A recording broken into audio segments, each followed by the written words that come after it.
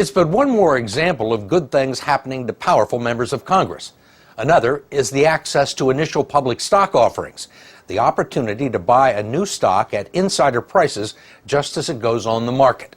They can be incredibly lucrative and hard to get. If you were a senator, Steve, and I gave you $10,000 cash, one or both of us is probably going to go to jail. But if I'm a corporate executive and you're a senator and I give you IPO shares in stock, and over the course of one day that stock nets you $100,000, that's completely legal. And former House Speaker Nancy Pelosi and her husband had participated in at least 8 IPOs. One of those came in 2008 from Visa, just as a troublesome piece of legislation that would have hurt credit card companies began making its way through the House. Undisturbed by a potential conflict of interest, the Pelosis purchased 5,000 shares of Visa at the initial price of $44.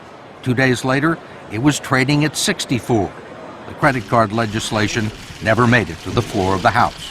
Congresswoman Pelosi also declined our request for an interview, but agreed to call on us if we attended a news conference. Madam Leader, I wanted to ask you why you and your husband, back in March of 2008, accepted and participated in a very large IPO deal from Visa.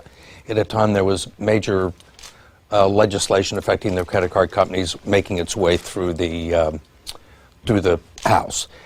And did you consider that to be a conflict of interest? I don't know what your point is of your question. Is there some point that you want to make with that?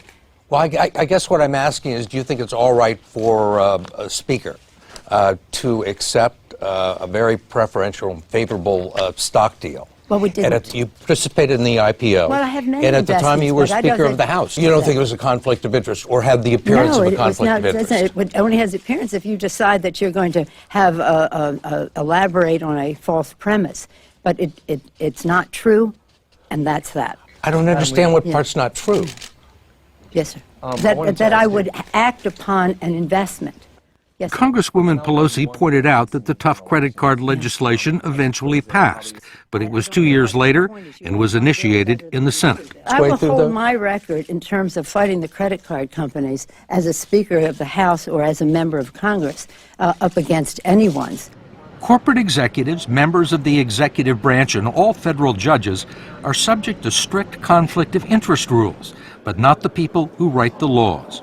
If you are a member of Congress and you sit on the Defense Committee, you are free to trade defense stock as much as you want to. If you're on the Senate Banking Committee, you can trade bank stock as much as you want, and that regularly goes on in all these committees.